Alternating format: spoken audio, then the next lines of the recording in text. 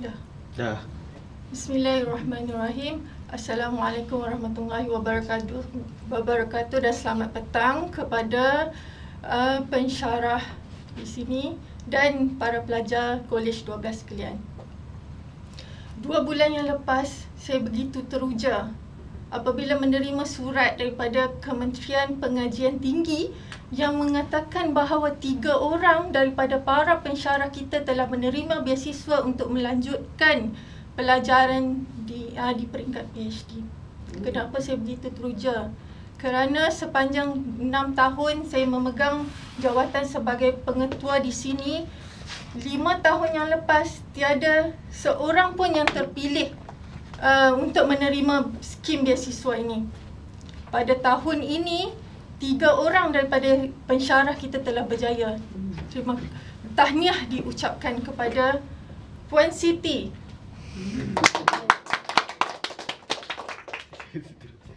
Encik Ali dan Encik Ibrahim.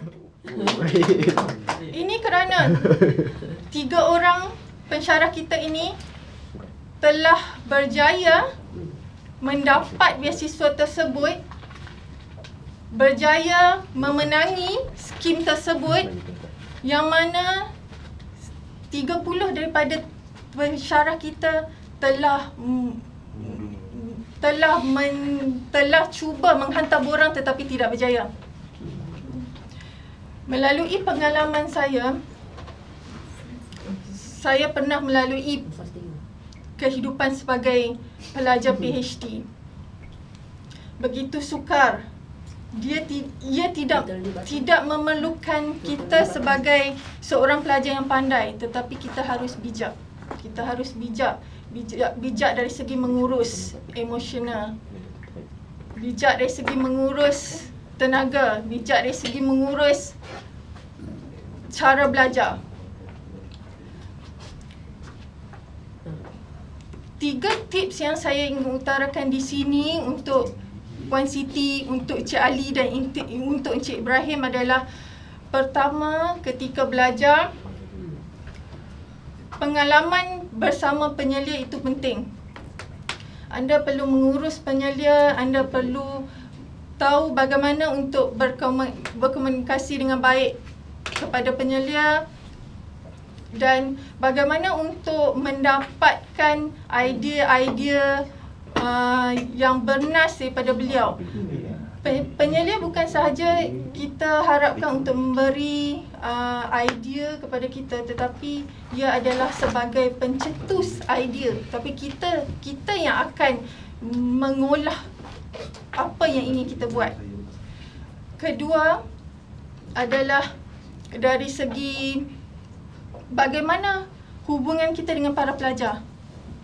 Didapati bahawa kajian yang menunjukkan bahawa jika kita belajar individu, ia tidak memberi kesan yang impak yang lebih besar. Tetapi jika kita berkomunikasi setiap hari dengan para pelajar, dengan kawan-kawan kita, kita dapat mengutarakan idea-idea yang mana bila kita tak nampak idea tersebut, tapi kawan kita boleh merangsang dan memberi pendapat yang kita rasa boleh kita guna untuk kajian kita. Saya difahamkan bahawa Puan Siti telah berjaya menerima, Puan Siti di dalam masa 3 bulan yang diberikan telah berjaya menerima diterima pengajian di New Zealand. Yang tahniah diucapkan. Cik Ali di Australia dan Cik Ibrahim di Universiti Malaya. UM je? Universiti Malaya. UM je dekat. Ini kerana Cik Ibrahim pun berjaya menerima di peringkat antarabangsa, tetapi beliau tidak mahu kerana mungkin memandangkan isteri beliau dan anak-anak beliau di sini. Ini tak ada isteri. Belum lagi. Dan beliau mungkin lebih selesa berada di sini bersama keluarga. Mungkin Universiti Malaya pun apa kurangnya. Betul. Sebab Universiti Malaya adalah universiti yang pertama di Malaysia dan berada di ranking yang teratas di Malaysia sekarang ni. Betul. Pada pengamatan saya, belajar di New Zealand, PhD bukannya senang. PhD, satu kehidupan yang baru bagi kita. Bagi Puan Siti, belajar di New Zealand perlu menghabiskan masa dalam masa 3 tahun. Sebab kita hanya dapat beasiswa 3 tahun. 3 tahun, lepas 3 tahun mesti masuk balik kerja, mesti mengajar balik, mesti jumpa dengan para pelajar di sini. Macam mana nak mengurus masa dalam masa 3 tahun? 3 tahun. Saya rasa senang bagi Puan Siti kerana saya difahamkan Puan Siti akan pergi berseorangan di sana, meninggalkan suami tersayang di Malaysia, mungkin kerana urusan pekerjaan. Bila pergi berseorangan di sana, kita dapat fokus, dapat belajar, tenang fikiran. Kalau ada kenduri kahwin ke di sini, kita tak payah nak menghadiri. Kita just wish, just ucap tahniah. Dan kalau di sana kita ada banyak masa. Kalau hari raya contohnya, kalau kita belajar di Malaysia, paling kurang 2 minggu perlu balik kampung. Belajar bagaimana, kajian kita bagaimana. Kalau di New Zealand, sepanjang 2 tahun mungkin Puan Siti tak perlu balik. 2 tahun berada di sana, tumpu betul-betul pelajaran di sana, dan selepas tu hantar dan boleh balik. Saya difahamkan di New Zealand kita ada teknik bahawa selepas hantar kita punya tesis, dan dia akan dinilai oleh panel dipanggil Waiba. Jadi masa tersebut saya harap Puan Siti dapat gunakan sebaik mungkin. Bagi Encik Ali di Australia, dia berbeza walaupun Asia Pasifik sama, berbeza sikit pengajiannya kerana di Australia pelajar dinilai dengan menghantar tesis, pelajar dinilai melalui penulisan, tak perlu Waiba. Di mana Waiba kita perlu menjawab soalan,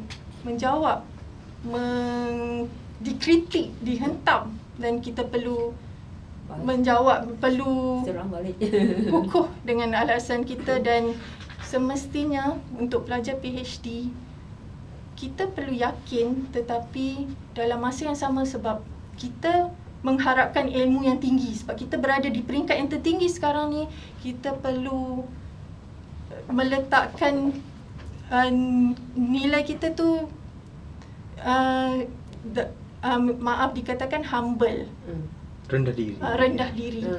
Kita yakin tapi kita rendah diri. Segala kritik, segala komen kita ambil, tapi kita perlu rendah diri. Bagi Encik Ali belum kahwin, jadi memang mudah ke sana. 3 tahun tak perlu balik, Extension lagi. jadi tak perlu Waiba. Dia akan dinilai berdasarkan penulisan. Jadi bahasa Inggeris adalah penting dari segi penulisan. Untuk Cik Ibrahim, saya difahamkan kalau Encik Ibrahim dapat menamatkan pengajian dalam masa 3 tahun, Encik Ibrahim akan diberi ganjaran 3,000 oleh Universiti Malaya. Dalam masa 3 tahun. Jika habis pengajian di dalam masa 4 tahun, akan mendapat 1,000 daripada Universiti Malaya. Jadi saya harapkan Encik Ibrahim, mungkin cabaran dia lain sebab di Malaysia. Di Malaysia bersama anak dan isteri, mungkin saya rasa di Universiti Malaya ada Waiba. Ada Waiba. Jadi kena masuk kelab pidato. Jadi diharapkan